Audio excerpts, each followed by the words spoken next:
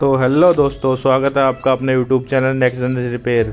तो आज मैं रिपेयर करके दिखाऊंगा ये 12 वोल्ट 30 एम्पेयर की हाई राइड कंपनी की SMP जो कि मैं स्क्रैप से लाया था। तो मुझे इसको रिपेयर करना है। सबसे पहले मैं इसकी बॉडी को ओपन करके स्लाइड करके PCB को बाहर कर लेता हूँ और इसकी बॉडी को साइड रख देता हूँ। तो अब मैं इसकी PCB को चेक करना शुरू करूँगा। सबसे पहले मैं इसके अंदर शॉर्टिंग चेक करूँगा। अगर मेरी शॉर्टिंग हुई तो मैं इसके अंदर डायरेक्ट पावर इनपुट नहीं करूँगा। तो इसके अंदर कोई शॉर्टिंग नहीं थी दोनों तरफ से।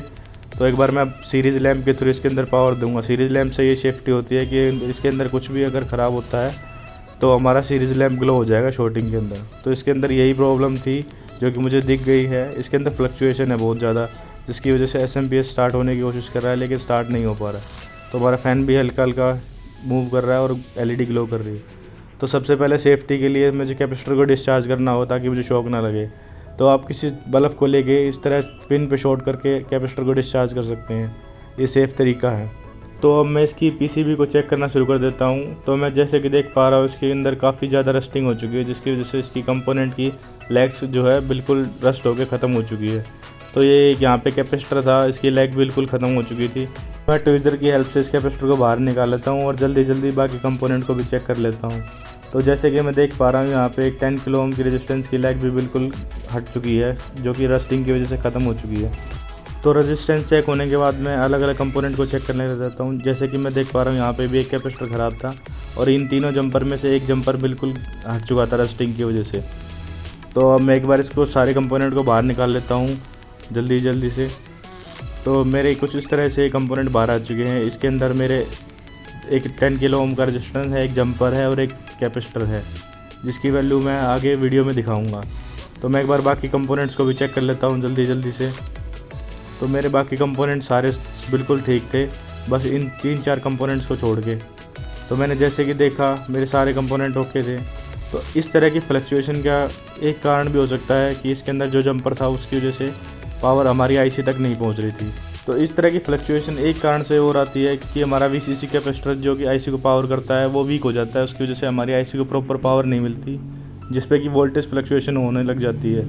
तो अब मैं आपको दिखाता हूँ इसके अंदर कौन कौन से कंपोनेंट ख़राब है। इसके अंदर एक 10 किलो ओम का रेजिस्टेंस ख़राब है, जिसको मैं रिप्लेस करूँगा।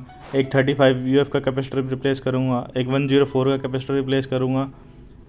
तो मैं इन सब कंपोनेंट्स को एक बार असेंबल कर लेता हूँ और असेंबल करते वक्त मैं सबकी इमेज आपको साइड में दिखा दूंगा, जिससे कि आपको आसानी रहे इसको रिपेयर करने में। तो यहाँ पे मैंने एक 35 वोल्ट का कैपेसिटर लगाया 100 UF में। उसके बाद मैंने प्लेस किया 10 किलो ओम का रेजिस्टेंस, जिसको कि मैंने प्लेस करके सोल्डर कर दिया। तो आप इमेजेस में देख के इनकी वैल्यू देख सकते हैं, जिससे कि आपको रिपेयर करने में आसानी हो। तो यहाँ पर मैं 104 का कैपेसिटर लगा देता हूँ। इस तरह के सेरेमिक कैपेसिटर्स की वैल्यू पिकोफैराड के अंदर होती है, जो कि मेरा 104 है। तो मैं इसको सोल्डर कर देता हूँ। सोल्डर करने के बाद मैं इसके अंदर जंपर लगा देता हूँ। इस जंपर को मैंने एक पीस होम थिएटर की PCB से निकाला है, कुछ इसके अंदर यहाँ पे लगे हुए थे जंपर। तो मैं इस जंपर को भी सोल्डर कर देता हूँ अच्छे से प्लेस करके। तो मेरा जंपर लग चुका है और मैं इसको सोल्डर करने शुरू कर देता हूँ। तो मेरा सोल्डर हो जाने के बाद मैं इसको टेस्ट करूँगा। तो ये कुछ इस तरह से मेरे सारे कंपोनेंट जो कि ख़राब थे मैंने निकाल दिए। तो एक बार मैं सारे कंपोनेंट को चेक कर लेता हूँ कि हमारी अच्छे से सोल्डरिंग हो चुकी है नहीं हो चुकी। तो मेरे सारे कंपोनेंट अच्छे से लग चुके थे, जिनकी प्लेसमेंट जहाँ थी मैंने अच्छे से कर दी थी। तो फिर इसके बाद मैं इसके अंदर पावर डाल के देखूँगा कि हमारा सर्किट ऑन होगा या नहीं ठीक से। तो मैं इसको सीरीज लैम्प से पावर इनपुट करूँगा। तो जैसे ही मैंने पावर इनपुट किया मेरा SMP ऑन हो गया। तो अब इसके अंदर ना तो LED फ्लक्चुएट कर रही थी और ना हमारा फ़ैन रुक रहा था। अब फ़ैन भी फुल स्पीड से चल रहा था। तो दोस्तों मैं इस तरह की कंटेंट अपने चैनल पर अपलोड करता रहता हूँ, जिसके अंदर मैं बहुत ही ईजी तरीके से चीज़ों को रिपेयर करना सिखाता हूँ। तो दोस्तों मेरे चैनल को सब्सक्राइब कर लो, लाइक करो, वीडियो को शेयर करो, कमेंट करो, जिससे कि मैं मोटिवेट हो उसको नया कंटेंट लाने के लिए। तो अब मैं PCB को चेक कर लेता हूँ। तो मेरी PCB पे प्रॉपर वोल्टेज आ चुकी थी 11.58, जो कि इस तरह की रेन प्रूफ पावर सप्लाईज के अंदर ज़्यादातर 11.58 तक भी वोल्टेज आती है। तो एक बार मैं लोड टेस्ट कर लेता हूँ इसके अंदर। तो लोड टेस्ट करने के लिए मैं एक DC मोटर ले लेता हूँ 555। तो एक बार इसको मैं चलाता हूँ। तो जैसे मैंने इसको लगाया हमारी मोटर फुल हाई स्पीड में वर्क करने लगी थी।